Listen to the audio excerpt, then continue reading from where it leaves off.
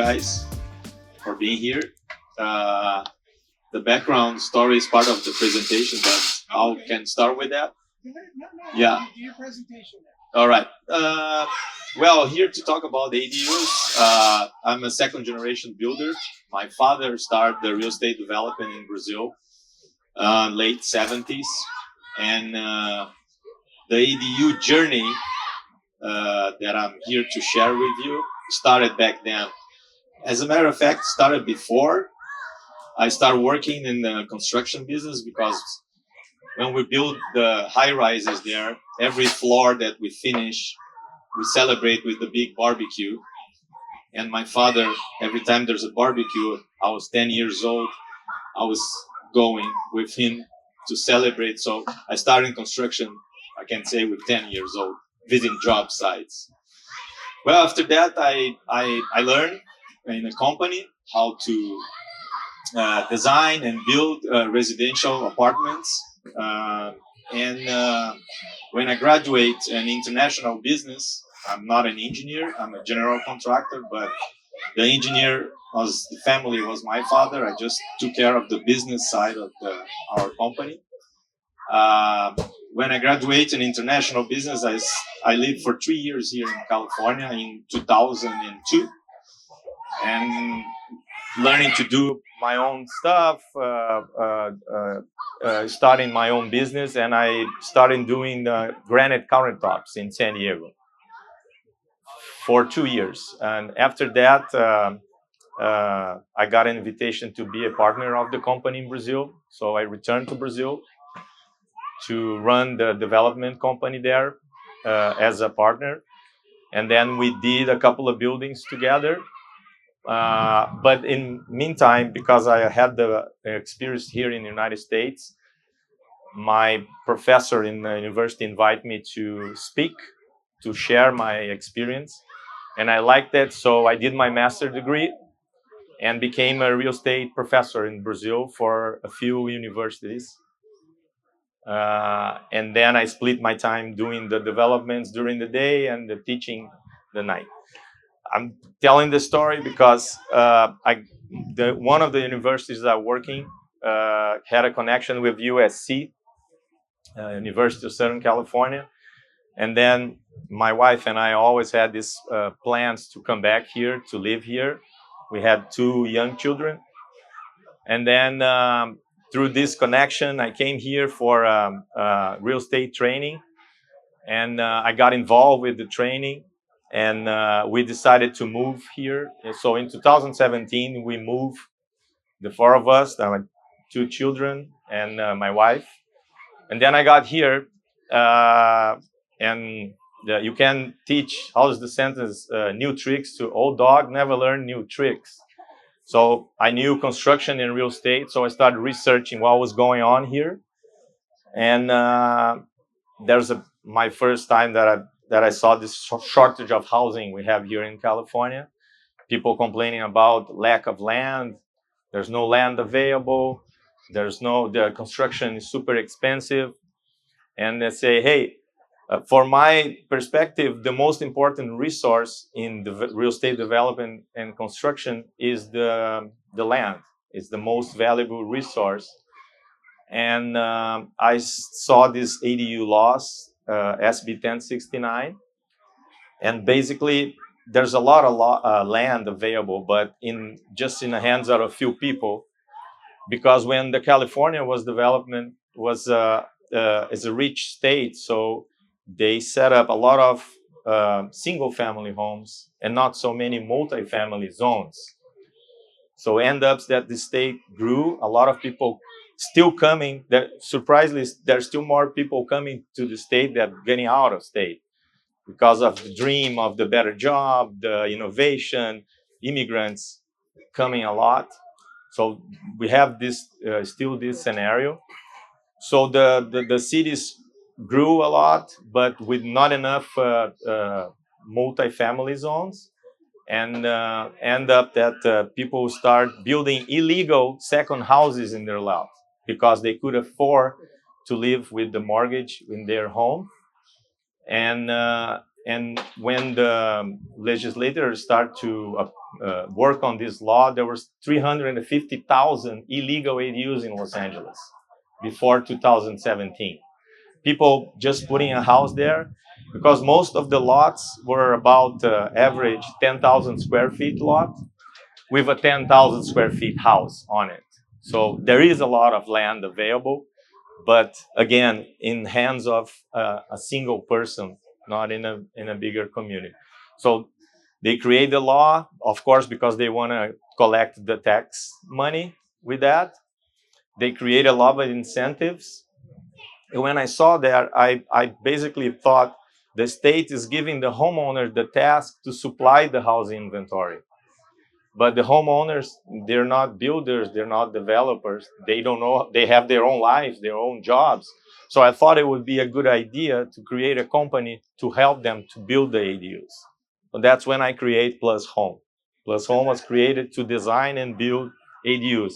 But the problem when we first met in 2018, most of the people knew what is an casita or granny flat, but they didn't know about the advantage that the government is giving to homeowners to build, like waiving fees, and most of the people didn't know about the ADUs.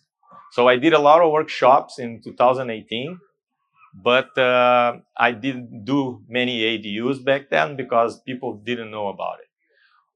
The big shift happened when the pandemic and the low interest rates. Remember, the rates were 3.5%, and people there didn't have jobs anymore because everybody was locked inside the house, no income. People worry, and then they start refi the properties to get a better rate and putting the money to build the second house for an extra income. Then the phones start to ring and then never stop. And even though with the higher rates, people can see that, well, I have one lot, I can put another house with the same lot. This is instantly a big gain in terms of the real estate. And I've been doing this for a while. I had a chance to build all types of ADUs because there are several types of ADUs, like attached, detached, above garage, and the garage conversion. Those are the most popular ones. We don't talk about basement units because we don't have basement here in California. Maybe other states, you can also put an ADU in a basement. But those are the most popular ones. And the plan today is to bring my experience. I'm not a CPA or a mortgage broker. I'm a builder. So I bring the perspective of someone that design and build the units. And I'm bring the four most popular types because every ADU has a different challenge. If you're thinking about putting an ADU in your backyard,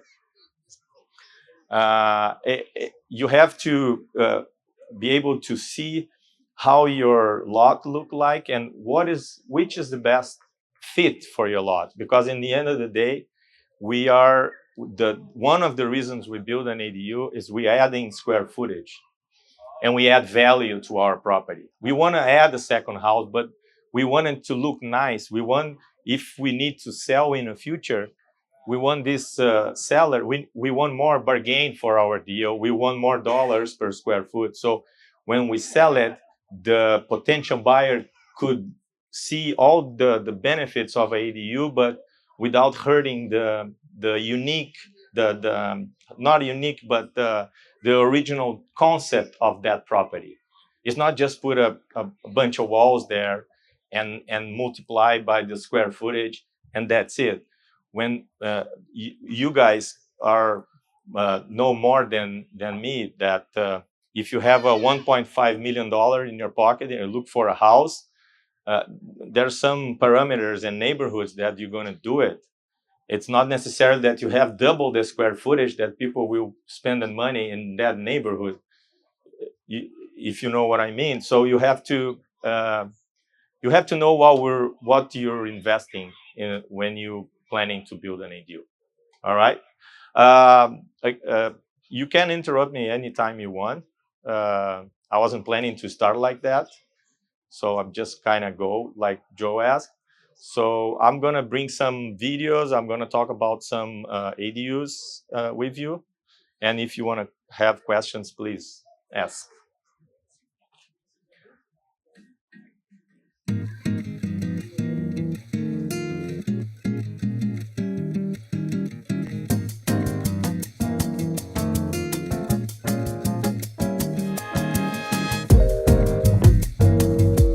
My name is Rafael Pozas. I'm the owner and founder of Plus Home Housing Solutions. We build backyard homes. Recently, the state of California approved Housing Bill SB 1069 that allow homeowners to build accessory dwelling units, or ADUs.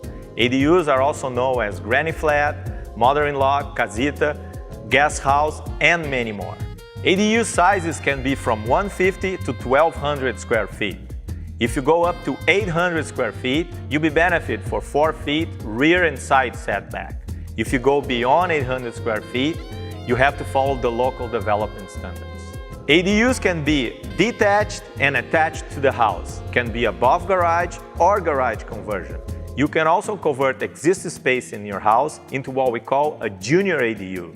Junior ADU can be up to 500 square feet. There's several ways to finance your ADU project. Make sure to contact a mortgage broker with expertise in ADU projects. You can build an ADU to create extra income with rentals. You can also build an ADU to live in an ADU, age in place, and rent out the existing house. And you can also build an ADU as a guest house for your family. Convert your property into what we call multi-generation property.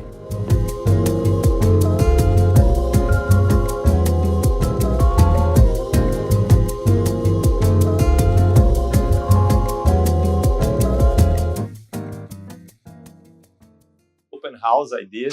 One of my customers, very nice person. She's a retired doctor. She's 80 years old, and she built the ADU to have a caregiver in the house, but not in the house, like in a separate house. And the reason I'm sharing this with you is the type of ADU that you're going to build also depends on what's the purpose of the ADU. If it's a investment property, you have one way to do it, and if it's personal, you have another way to do it. Generally, when you do for yourself, for a guest house, everybody say it's both, but it can be both. But if there's a gray area, you have to, like if you're doing for an investment property to have tenants in your house, you have to focus on privacy. Privacy is a big deal. So, for example, if you put a house in a backyard, and is an investment property for tenants, you have to understand that these people will go all the way to your backyard, cross all in front of your house. Not to mention that if it's far away in the back, you have to trench for more. Like if the sewer, water, and electricity is in front. So there's a few things. Okay, this is for a tenant. So what we can do to make these tenants away from us while we're living here. So that's what we do when we meet the homeowners and talk about the purpose of the construction. This one is a guest house, and she was nice. She offered us to do an open house. So we stage, that's what you saw. We staged for 30 days and did these events to show our work.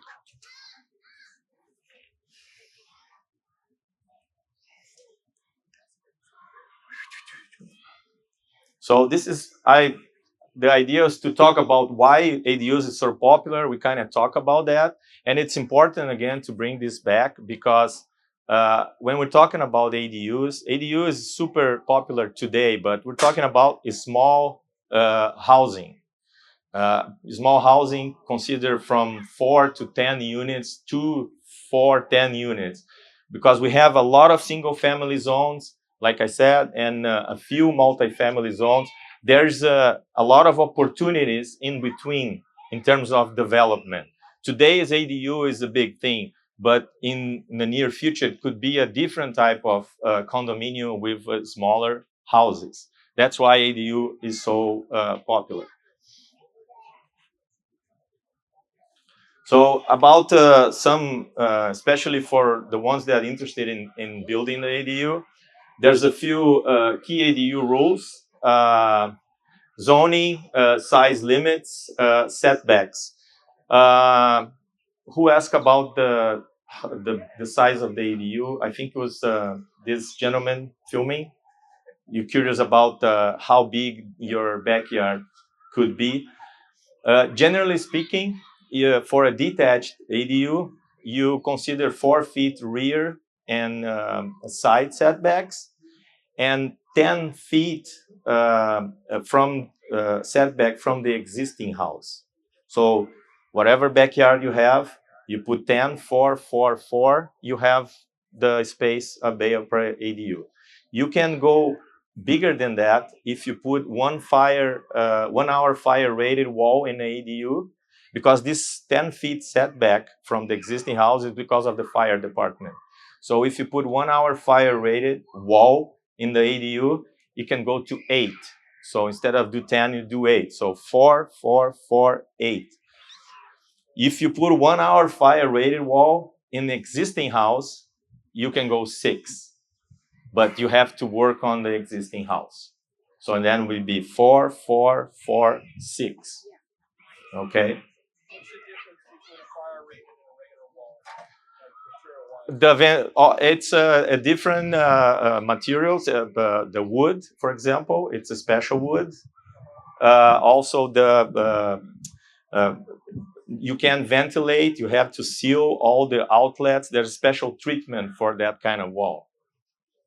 But the cost, it's insignificant, the difference. But you can put some appliance in that wall. There's some restrictions. Yeah, there's some restrictions for that, but it's not a big deal. Any other question? You're not an architecture. No. Architecture is the one that goes through and all that. Yes, I'm not an architecture, but I am the designer. Okay, I design the ADUs based on what I add and what I see the potential of adding value. I'm trying to be an architect because I love to design the small houses. I design myself in my computer. So when we engage the architects to do the design, we know what we want already. Because sometimes the architect see only the design of the project and the contractor only the construction. I'll give you an example. The architects love, is there an architect here? Good, can talk bad about it. I'm kidding. It's because I'm not, I'm them, right? So no, they're architects. They love to put a lot of windows, tiny windows everywhere. It costs money because the price to install one small window is almost the same that a bigger window. So why have a lot of windows if you can have one? But only the builders know the difference. So that's one of the advantage to talk with a design builder. So when you when you start creating the unit, you know exactly what's going on in terms of, oh, this is going to cost more, this is going to cost less, why don't you do this, why don't you do that? So I'm not an architect. I work with architects when we know what we want. Basically, that's the way we do it. All right.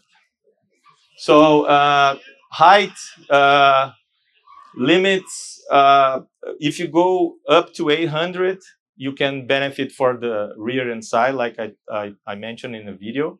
But also there's a sweet spot in 750. I try to be always 749. Why is that? School fees and development fees. If you go beyond that, it might have more development fees, and school fees is going to be more expensive. So again, when we do the Q&A with our clients, we ask the purpose and we check the space available. Sometimes also the rental, if this is for a rental income, The size not necessarily means more money.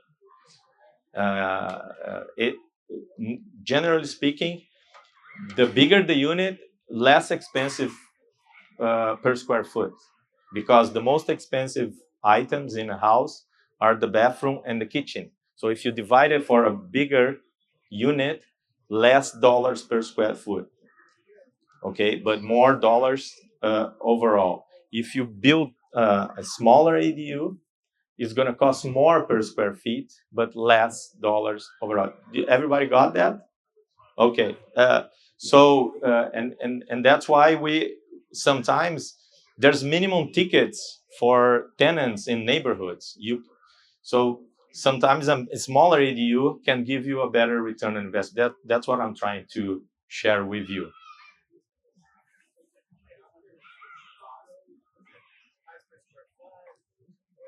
I don't like to do that, but because that's the first question that everybody asks me.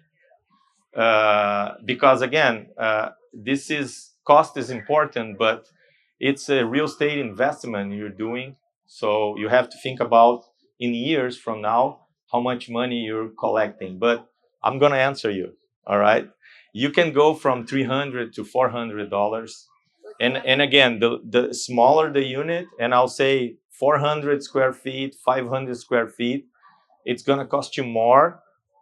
And 750 and bigger, it's going to cost you less per square feet. Another thing that if it's for an investment property, you're not going to put tile the whole bathroom.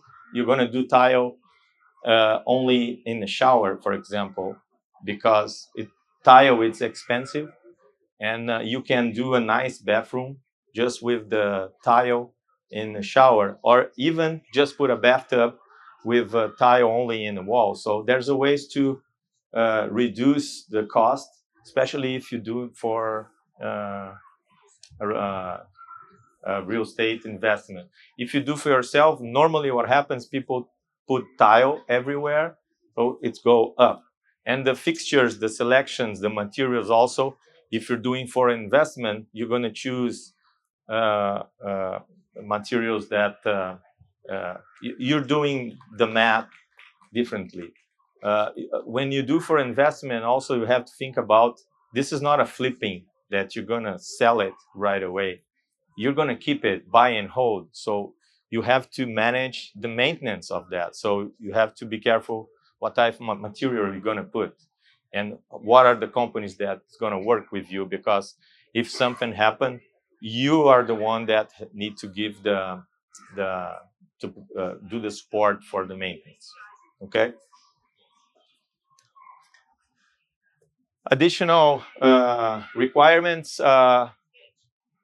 Parking, I think, is if you 0.5 mile for a public transportation, and by public transportation means like just a bus stop. If you up to 0.5, you waive, you don't have to add parking. So in order to check your property, just go to Google Maps, put your address, search for a bus stop, and then you give you all options. So when you have to submit to the city, just copy and paste and add to the set of plans. So you can. Did you say when it's close to the bus stop, you don't have to have parking? 1.5 mile from the bus stop distance. 0.5. Oh, yeah. 0.5. Yeah. Close to the bus stop, you don't have to. But if you further away, you have to have it? Yes. My property, I don't see the bus stop there, but the city say no, don't need parking. So I don't know. Could you repeat the questions, because I'm not hearing? Repeat the questions that she's asking me. Could you? You do it. You do it. Yeah, no, she's saying that, what city is that? Costa Mesa. Costa Mesa, more than 0.5 mile, you don't have to do parking. I went to the city, and from my address, they say no need to park it. Yeah. I don't. Yeah, I saw cases in other cities that it's 0.7 and they accept it. But this is very important. You have to check that, because if you have to add the parking, you have to set up a space in a driveway, it could be more complicated. But again, ADU laws are state laws, but every city deal differently. And they create ways to give, some cities are not ADU friendly, others are more. So some cities are super fast track and speed up the process, others don't. Permits, the laws are permits evolving in a good way to make it faster, but it's still, if you're willing to, if you want to build an ADU, you need to be patient, because especially after the pandemic, there's shortage of staff, and the permit process is taking a long time. And I say some cities a year and a half. Some are faster, some are slower. There's a few, like I said, a few cities are, it's all about the number of housing they need to provide to the state by law, and some cities are super behind. Those are the ones that are more ADU friendly, and others not so much friendly because they just don't want it, okay? Utilities, the gentleman that was sitting here talking about the utilities, you can, some cities require that you have separate meters. Others, they don't require, okay? If the cities that require that, we don't have an option, we have to do it. But when it's optional, my suggestion is to check with the companies, consult with them before you decide what to do. For example, electricity, call Edison or whatever the power company to a site visit. And with the Edison inspector, talk with them. Hey, I want to build an ADU. What do you think? What are my options? The reason I'm saying this because people say have a second meter in the house could be more expensive because you're adding a separate meter. But sometimes it's not true, because if you have to trench all the way to the front of the house and you have an alley with a pole right next to the where you're going to build the ADU, the inspector will say, I can bring a cable straight to the ADU, and you don't even have to trench it because you're bringing overhead direct to the unit. So in that case, and this has happened with me in Fullerton, it was a lot more affordable to have a second meter in an ADU. So let's say I have a pole across the street and I have an ADU. Are they going to need to run a separate line, or can they use that existing line? That's the question. That's what I suggest, to call the power company and say, hey, I want to build ADU. Can I bring a cable direct to my unit? And say, yes, you can. So then he will tell what you have to do. Because I already relocate overhead to underground cables for one of the ADU I built. It's cost a lot. Not a lot, but more. If you put a sub panel, 100 amp, it's enough for ADU. Sub panel connect to the existing house. You have to connect with the panel, so you don't have an alternative. That's why if you're close to a pole and the guys allowed you to bring, it could have a separate meter. And the benefit for a second meter is that you can have all the bills, you can charge your tenants separately. There's ways to do it even if you connect with the existing house. Nowadays you have readers that you install in your meter that you can read the usage of the ADU separate from the house. Is cheaper. But again, my suggestion is call the experts, call the power company, and I normally suggest to do, because you don't have to say to the city authorities during the permit process how you're going to do it. You can submit the plans, and while you're waiting for the approval, then you talk with the power company.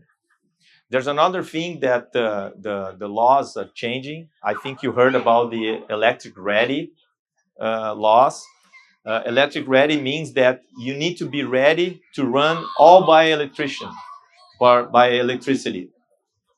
Even if you have gas, you need all the amps and the dedicated circuits if you run the ADU by electricity. This means electric ready.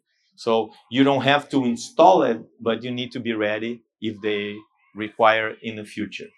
So it's going to cost a little bit more with the electrician, but some cities are requiring that. Mean if you put in a gas stove, you still have to have a 220? For the electric stove, and for the water heater, and for all the dedicated circuits for the house. They also require solar too.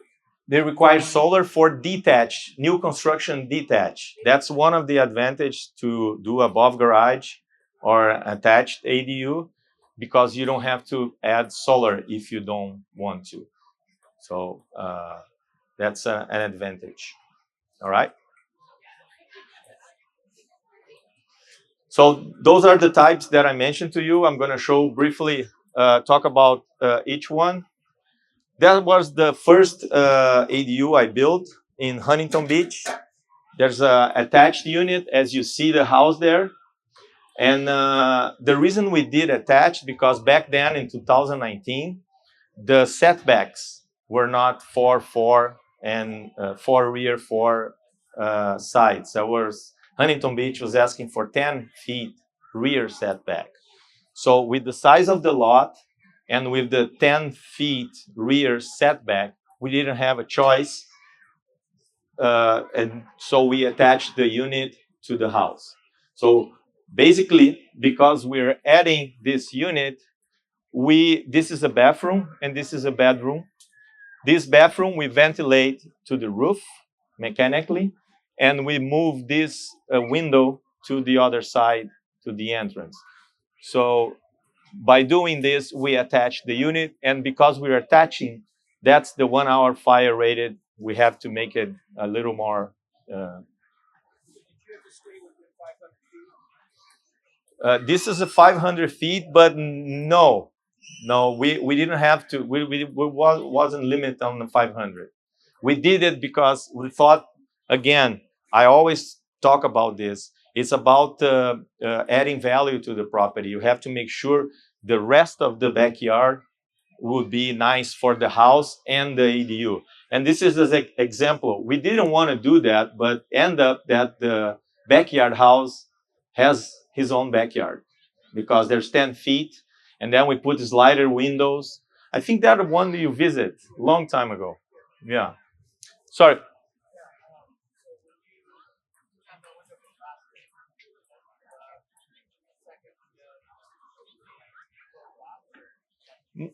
There's 2 windows.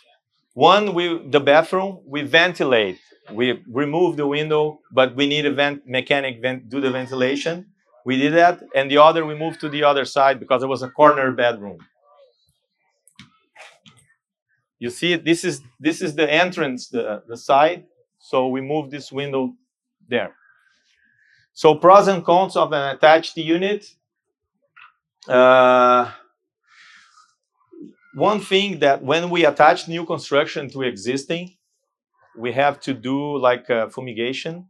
I recommend, because we don't want to put new wood into contaminated wood. So the first thing I suggest is to do the test to make sure there's no activity. And if there's activity, to do the fumigation. So we make sure it's all good. The other thing with the attached units and above garage, we're working with new construction and old construction. So that's more margin for unexpected expenses during the work. Differently that we do in a detached from scratch, standalone, it is what it is. You just do the design, build it, it's all new. There's less unexpected work.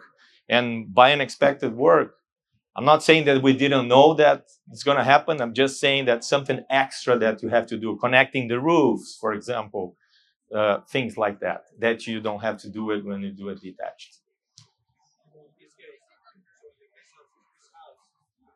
Was it really cheaper than a detached ADU because you have to modify the windows, modify the roof probably? Yeah, he's asking if this one was cheaper with the extra work that I had to do because it wasn't attached.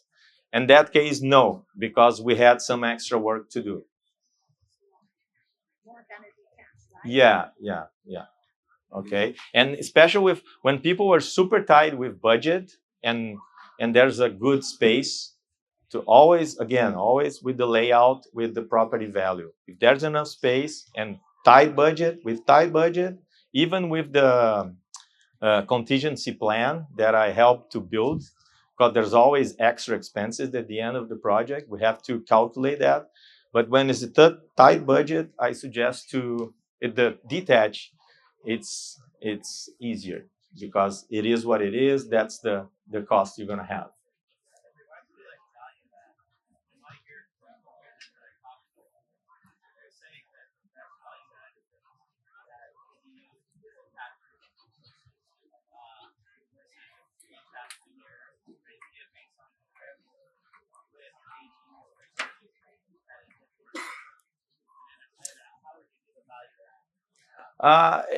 Again, it's based on the house characteristic.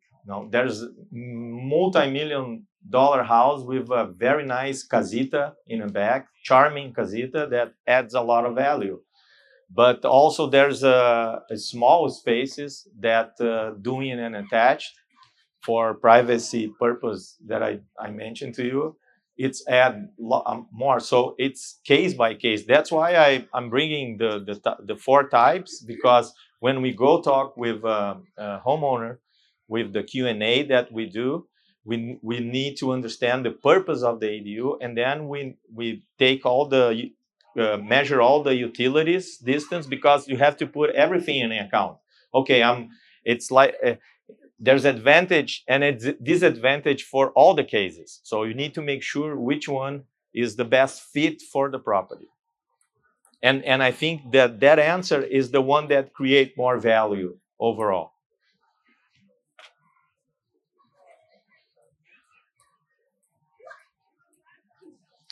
Garage conversions are the cheapest one, the simple one, but it's not that simple that people think. Why is that? Because the garage are built to be a non-habitable space, which means construction-wise, the rules are different that if you convert for an habitable space. People say, hey, I have a nice garage. It's going to cost a lot less to put an ADU. If it's not insulated, you have to demo the drywall and insulate and put it back and everything. Most of the garages are in the ground floor. You don't want to get flood in your ADU, so you need to step up a little bit, right? To make sure you have all the slope out of the house to make it. So there's a few challenges. I'm not saying that it's tricky, but it is what it is. So, but still, there's less framing, foundation is not involved. So and foundation and framing, in the end of the day, are the most expensive items in the process. The garage conversion also, if we're talking about add value to the property and taking out a garage of the property, sometimes is not the best decision, unless it's mandatory and unless it's like a college area that you're gonna rent for students, and there's a big driveway in the front, and then the garage conversion could be the best idea. But if you ask my opinion, I wouldn't get the property and convert the garage to an ADU because of the value of the whole thing and the importance of parking spaces. But anyway, it's a lot of people doing this. This is my favorite one, the above garage, but also it's the more expensive one. Sometimes when you don't have enough space and you want to build an ADU, you can put a ADU above and make it nice, keep the garage. When you do the stairs to access the above garage, you also create a big storage for your house. So it's my favorite one because I'm a builder. I like to build those above garage units. And this one, this balcony was the starting point of this project because my clients wanted to have a balcony because this is next to Disneyland. They want to see the Disneyland fireworks. So the balcony was mandatory, but the Edison cables were running right on in the balcony direction. So this was the job that I relocate to overhead to underground because they wanted that balcony. So it was a big, was a very nice experience to work with the city, Edison, my workers at in the same day because we need to disconnect, work, and reconnect all until 5 o'clock with city inspection. So it was fun. You see, there's two condensers there. One, because the first story belongs to the house. That's another advantage to have above garage unit. The first floor belongs to the house. It's a music studio. He's a music professor, teacher, and the garage. So the condenser, the smaller one, feeds the house, and the bigger one, the ADU upstairs. This is a virtual tour I did when I staged the unit, but it's not showing here. That's okay. This is, if you go to my website, you can access this virtual tour. Just click there. You can see the finishes. I like to show to the type of finish because sometimes people say, I have a budget, how much costs per square foot? And then I can show how much this costs per square foot. So because if you're bidding with other contractors, you have to make sure you're doing apples with apples. Because there are a lot of different types of it.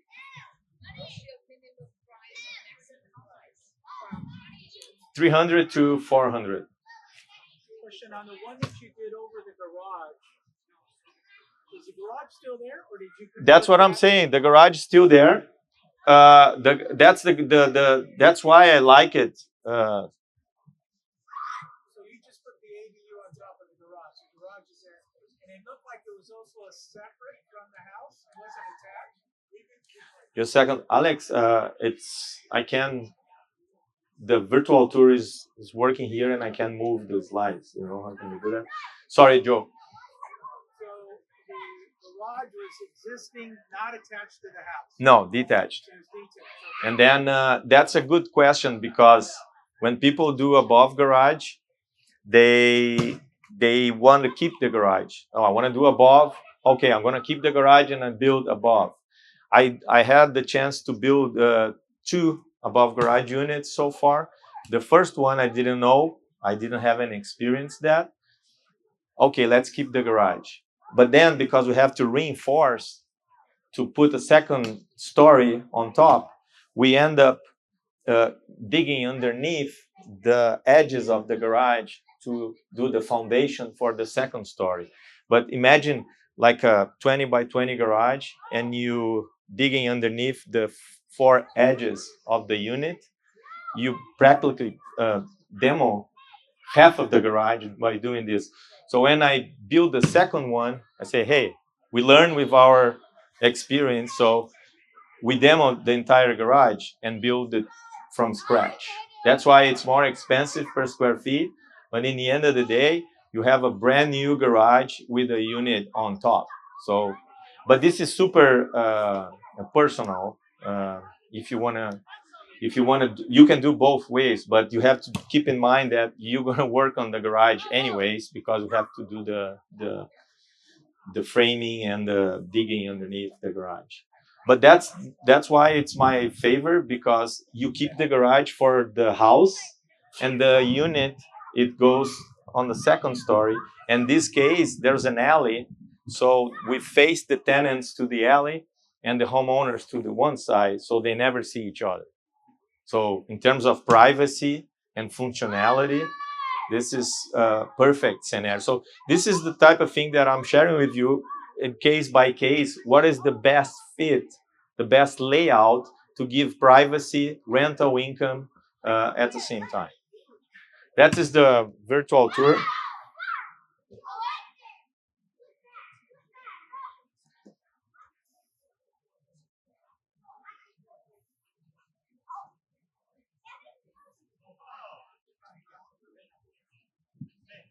It's not my computer. Can you help me with that? No, I can't move.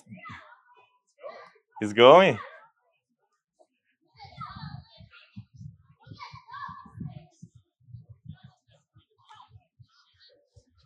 This is another thing that is interesting. This is because it's a older senior resident. She didn't want any step in the shower. So when you do that, when you do the foundation, you have to do the slope from the door going all the way to the shower and do the linear drain in the back because we're sloping down without any step. It's more expensive because you have to tile the whole bathroom, but it's a lot nicer. So we're starting the tile going all the way. You see there's no step here. And for wheelchairs and it's good. No, we have like a 30 inches after the shower because we're sloping from here, and the shower pan we lower the shower pan because we know we're gonna slope, and then we do the finish on top of it. Isn't that like a Euro shower? I said, isn't that like a Euro shower? What do you mean? Whenever I go to Europe, it's always like one glass and then there's like an open. No, there is a door here. Yeah, the slider door. Yeah. Can you get out of it? Yeah. Thank you so much. What? One of my friends did that, the no door on one side, and he ended up adding a curtain to it. It splashed everywhere. Yeah. All right. Okay, I show you the 4 most common examples, but we're here to talk about how we can start this. For those who already build, just would you bring your experience? How do we start doing an ADU? What's the first step? Check with the city. Check with the city. What else?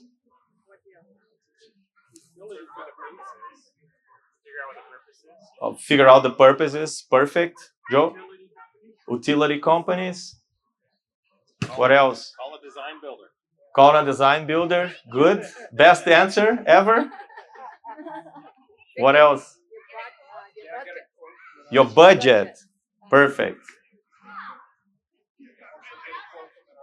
Yes. All right, guys. I'm going to share top 10 things. You just mentioned that, but I put in the order that I think is the most important, okay? First of all, budget. Do we have money to build it? That's the most important thing. So if yes, how much do we have? How much can we borrow to do it? That's the first question, okay? Second, can we build in our backyard? Do we have room for that? Okay. Zoning. Yeah, check the permit. What can we do? Utilities. Okay. Water, sewer, power, gas. Permit. Design purpose. See, you know all of this. Just bring different approach. Timeline. Property value and taxes. Rental plan. Those are the 10 things that I think is a good start for you to figure out. Why I'm sharing this with you? Because the most important thing is information. How do you get information to do that? Research. Where? Be more specific, please. Online.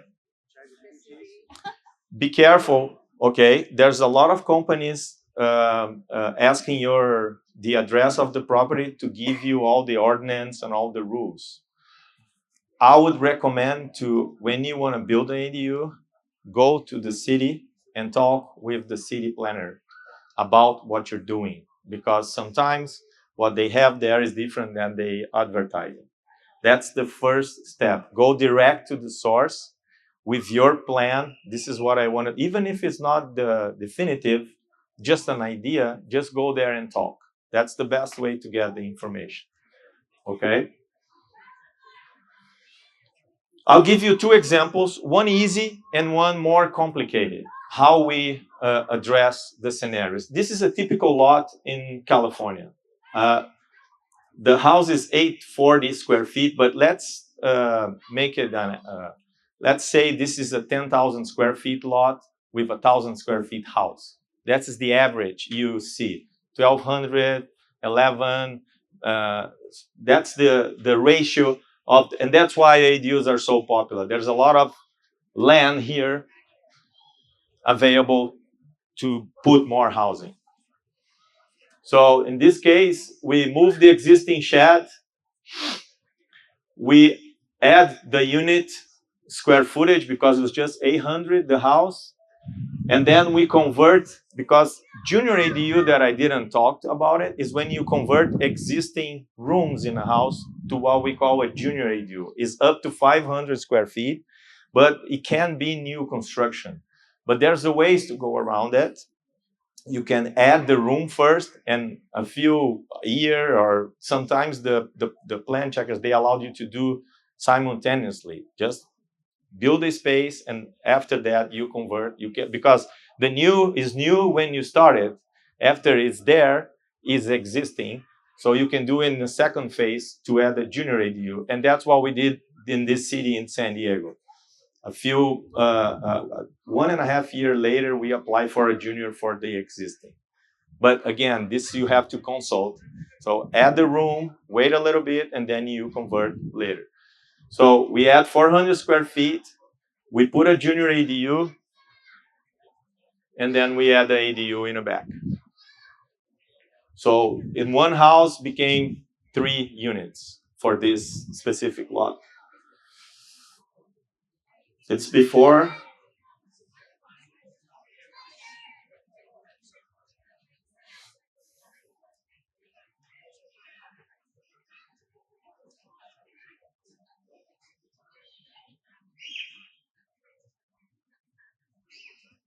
Okay, the second case is, like I said, a little, go ahead. Question about a previous slide.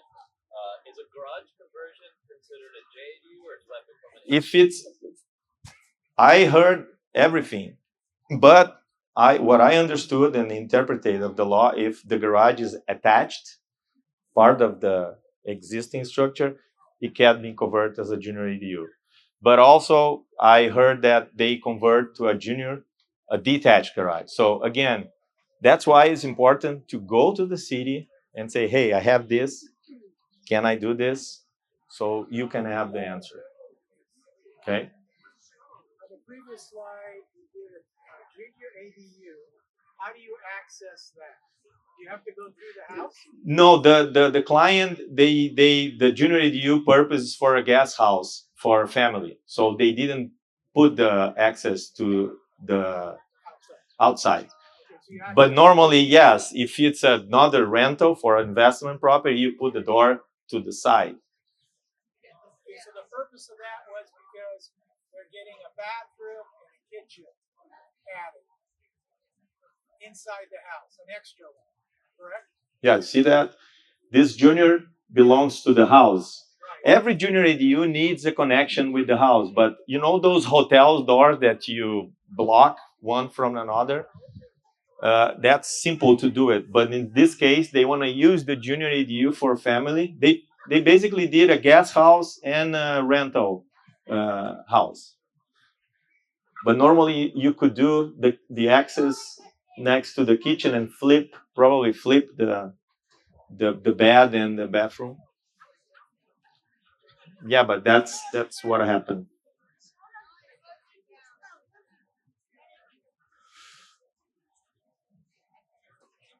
I just want to see how you do it.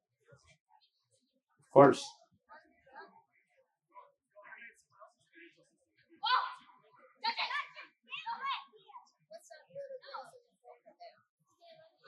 This is the shed that we move here to there. They want to go back?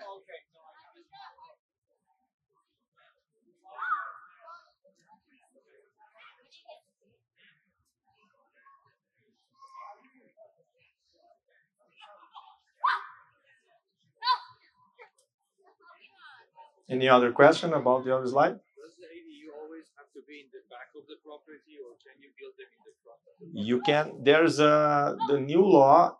But Mine's in the front yard. yes. Like my lot is basically that lot, but backwards. My house is set really far back, so we Yeah. have room in the front yard to put it there.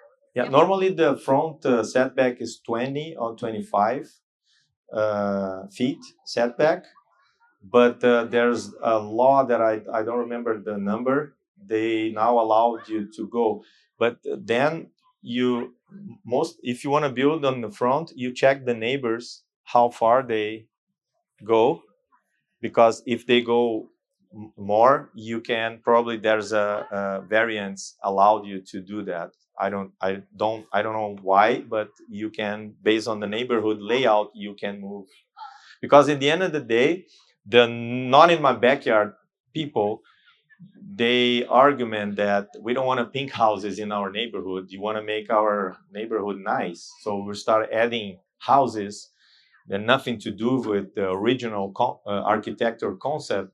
There could be a problem for our neighborhood. Nobody wants that, right? So the idea is to add the unit blended with original architectural concept. If you do that, if you're successful by doing this, then when you add value to the property, I believe that. But there's different tastes for everything. This case that I mentioned that is a little more complicated, the homeowner found me on internet and called me and say, hey, I was almost signed a contract to do a detached ADU in my backyard, but I need a second opinion on that. And then when he called me and he told me that the company suggests to do a detached on this amount of space here, and I said, hey, are you sure about this? There's a jacuzzi, there's a nice deck here. You're going to put a house here and you're going to enjoy your backyard here. Are you sure about this? Say, what are my possibilities here? Say, hey, let's find out. First, when we did the site inspection, we checked where the utilities are. The electric panel, gas was here. The water meter was here in the front. There's no concrete here, it was only dirt, which is good if you have to trench a lot. If you have a concrete like this, it could be expensive. But in this case, was only dirt, which is good. But the idea is there's windows with the kitchen in one bedroom. So, and this is a rental unit. They want an extra income. They want to live in a house and an extra income. Also, this is a coastal house, so there's a ladder here that he invited me to go up, because he said there's a nice ocean view on top of this roof. So when he showed me everything, I say, hey, if you put the house here, you have your tenants walking, you're washing the dishes and say, hey, Mike, how are you? How are you? Okay. So it's not a good thing, right? You never know who's your tenants. Anyway, so when we went there and did the site investigation, first of all, we came up with the above garage unit on top of the garage. Why we're doing this? Next to the utilities, so basically no trench. Above garage, you have a view. Tenants, they access from here and no connection with the house at all. So we start talking about this. After more work, investigation, and back and forth with the homeowner, we thought, hey, because we have the ocean view, we can there's a flat roof here. So we say, hey, if you're willing to do the way ADU here, you can put an above garage access from here and have an ADU with the ocean view, if it's important. Because during the Q&A, they mentioned one day we might want to live in ADU and rent the house. So they wanted the ocean view for them as the property owners. But then we're not happy with that because we need to investigate all the possibilities in a house. Is anyone want to guess what would be, where could be the third ADU here? Where? We create a courtyard, and then we make the tenants exit from here, so no connection. The problem is we trench here, but still you preserve the layout of the property with privacy. And this is an advantage comparing to these guys here because this is a one-story attached.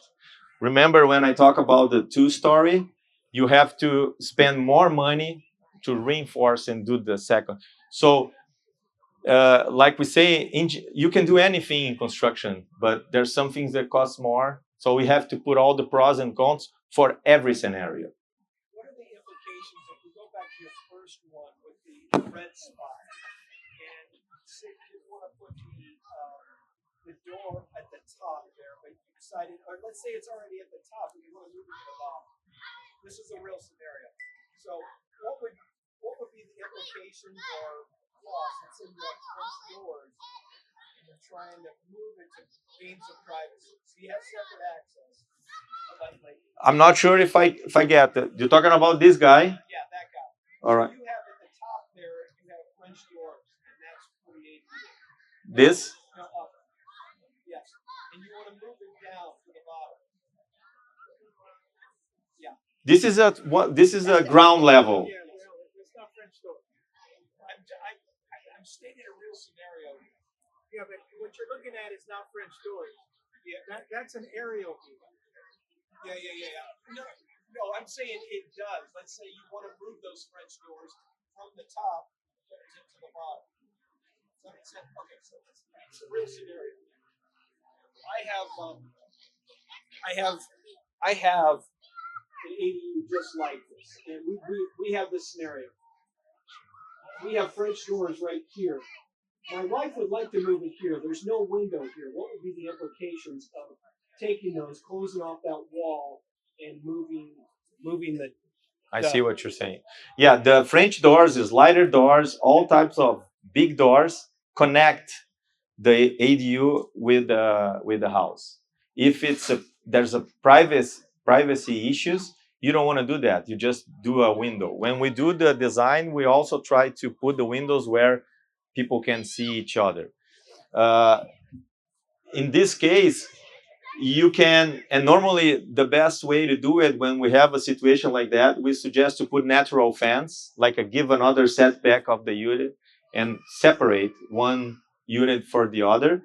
But bringing you can do it's just a matter of what you have here. So if you have a room, you have a French door with the room just for the dorm, because you can if it's built already, or it's a 300 square foot ADU with like a full size bathroom. so I assume you have a living room here and the bedroom or a studio. It's a studio.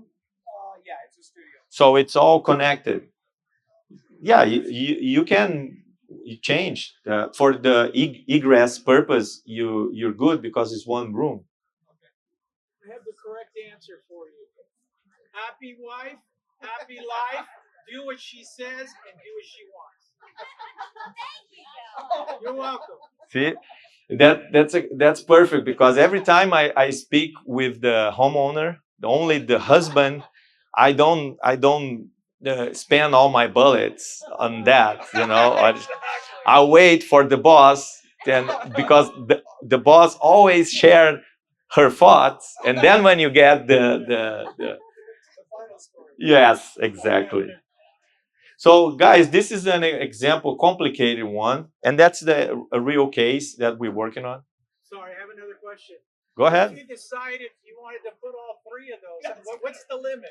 No, the limit is you can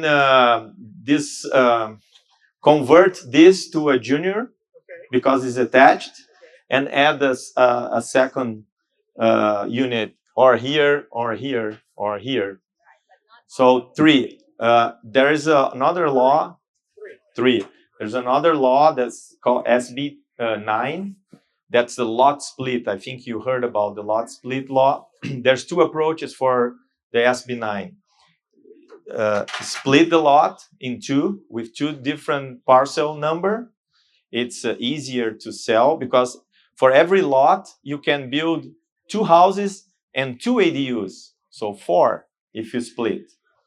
2 houses, 2 primaries, and 2 ADUs. 1 ADU for each primary house if you split the lot. But you can also do what they call the same SB9, the 2-unit development. So you don't split the lot, but you can also put a primary house and an ADU for, you can have technically 4, but under 1 parcel number. Go ahead. Yes, correct. Everything depends on the city, although it's a state law. Yeah.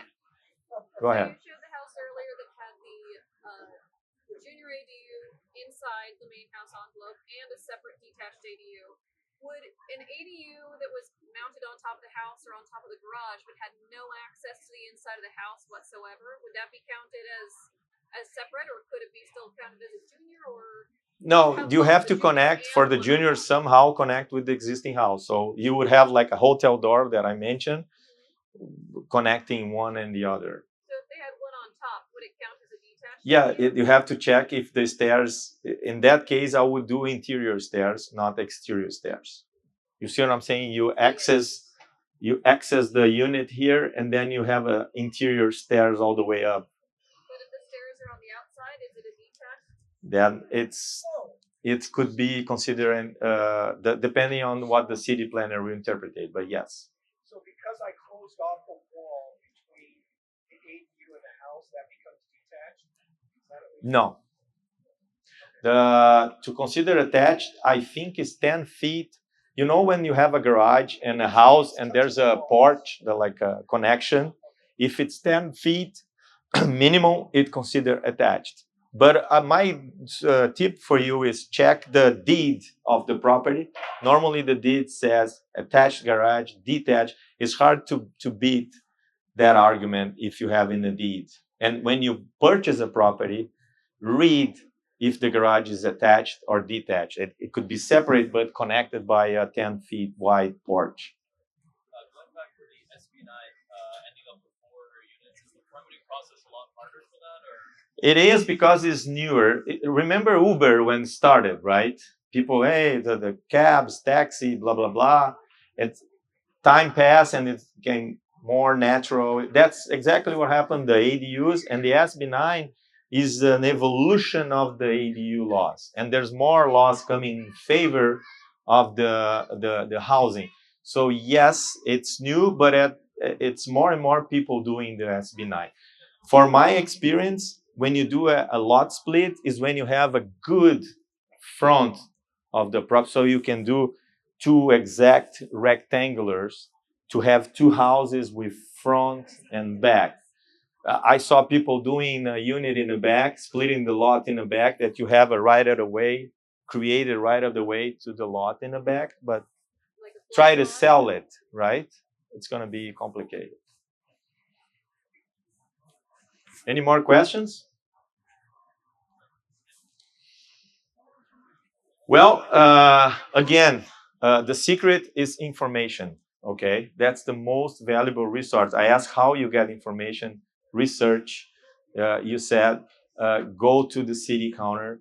Normally, architects is a valuable resource. General contractors is a valuable resource, but you're always afraid to talk to them and give a business to somebody else. So you stay in that situation that you want the maximum information, but you don't want to commit with them. So you have to be creative, and based on the experience we had, we create what we call the ADU property report that is totally separate from the project itself. Is when we help the homeowners get the information. It costs nothing practically, and better, the good thing, I can't pitch. It's not allowed to pitch here, so I'll be briefly. When you pay for the report and you move forward with us, you get 100% refund of that investment. It's just a show mutual commitment with the project. But the report is a 10-page report with everything we just discussed, like the 2 design options and what is the best fit for the property. And by my experience taught me that the best route to do it. In other words, information is what give you the best decisions on this type of project. Basically, to maximize property value, avoid permit delays, control costs, optimize design, finance, reduce construction time, attract better tenants, and peace of mind. That's the most. The ADU process journey is not an easy thing to do, especially if you live in a house, if you're a homeowner. It's not a simple thing to do, but the more information you get, it could be less painful to do the work. This is not my file, this is the TV.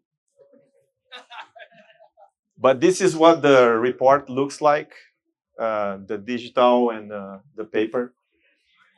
Go ahead. How do you find an architect or a general contractor? All the other people. Excuse me? How do you find an architect or a general contractor or all the other? You can Google search. I would, if you're looking for a good one, I suggest you to get one with experience in ADU projects. And every general contractor can build an ADU. Licensed general contractor can build an ADU, but some with the expertise that know the obstacles of the different types that I just shared with you. Same thing for the architect. Normally, the general contractor needs an architect to do the work. One can refer to another, and vice versa. Now, we do all, so, and we work with architects. So if we sign up with you, you have an architecture in there, your price, including the architecture price? Yeah, so we offer the report, okay, and we do the report, and then with the report we present the proposal for the design, engineering, permits, all stamped, ready to go to build. If you approve that design proposal, we credit the report, the full report to you back, and then we do the design. We don't have to pay extra for the architect. No. Then when the plans are approved, stamped, and ready to go, we then can bid the project based on the approved plans. So what we do, we give an accurate estimate based on the plans to for the construction contract. If you sign the construction, then we credit you part of the design. So we preserve the fidelity to, because at the end of the day we want to build it. That's the stuff. Step by step, yeah. The design, the report is the report itself. It takes like 15 to 20 days with all the interviews and site visits. When they start building like foundation, yes. No. When the proposal, we break down all the proposal based on the trades, like foundation, framing. Right. We give you a timeline for how long it's gonna take in weeks, and the timeline in weeks comes with the money that you pay. So what you pay is what you get, because you see the progress. Yeah, I get paid from the homeowners, but I manage the payments to my employees and subs based on their progress, because this is important thing. But based on the progress, that the timeline that I provided to you. Because what happens with most of the general contractors, you can't give too much money to the general contractors, because they look for the money in that week. So if you pay too much, they're not look at you, you're not interested anymore, so they chase where they can get more money for that week. So in other words, you keep in a short leash to, okay, you want money from this job, you have to do the job, and I'll be here with you, and I'll pay on time.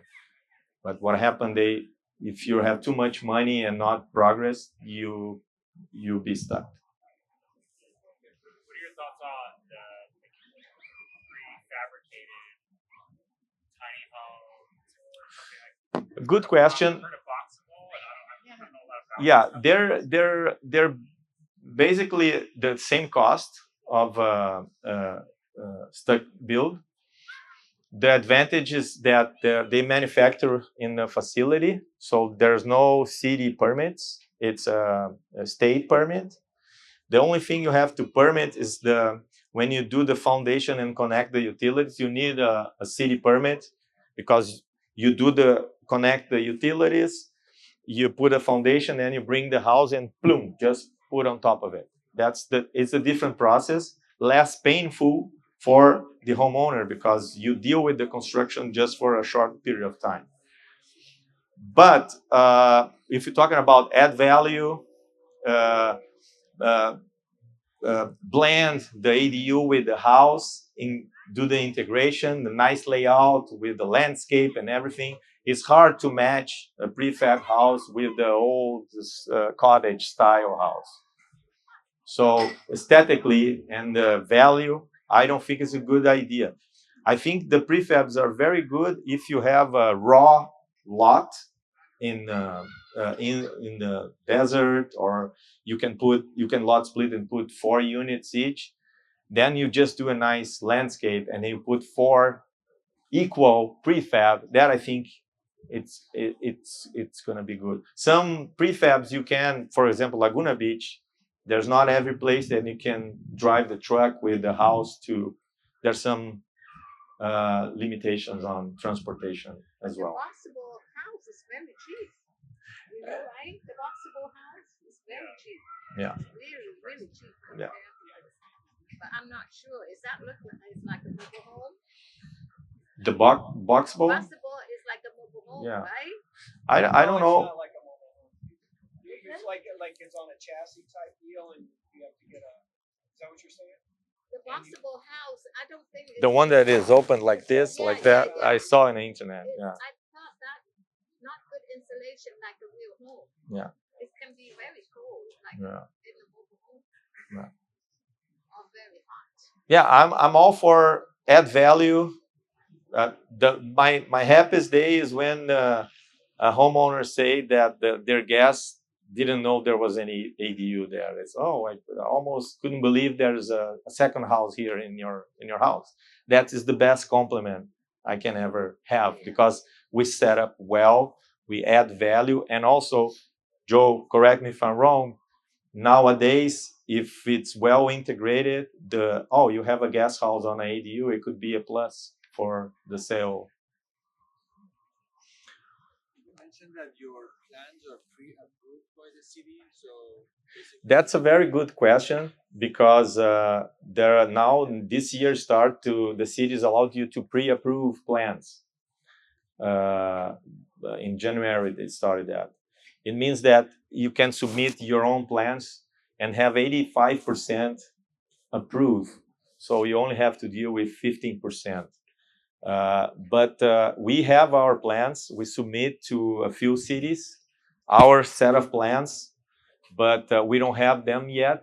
But you're ask a very good question, because if what's your city? What's the city you're? Mission Viejo. Let's say you have a house in Mission Viejo, we want to build an ADU. When we do the reports, the first thing I'll check if there's pre-approved plans in the city of Mission Viejo. Because even if it's not mine, I'll check with my experience if the pre-approved ones are okay to put in your property. If they're okay, I say, hey, do this. Don't do my own plans, because you speed up the process. You'll make it a lot faster. But you approve your plans to city for pre-approval, is it going to be open to public? yes, and it's going to be a passive income for most of the design builders, because if you have pre-approved plans in cities, the homeowners And that's what you should do if you want to build the ADU. You go to the city and say, hey, do you have pre-approved plans here? Let me see it. If you like, the city will put you in contact with the designer. It's not free. You still have to No, you have to pay. But again, if we're doing set of plans, like we're doing a 2-bedroom, 1-bedroom studio, pre-approved. We have a set of plans for each, but we're spending just once.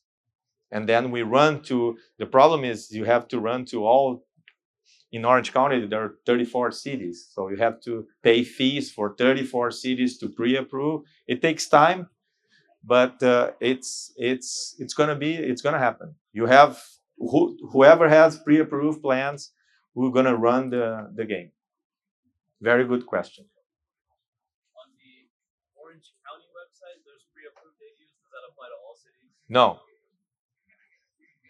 There's an unincorporated areas run by the county. Those are the only that counted.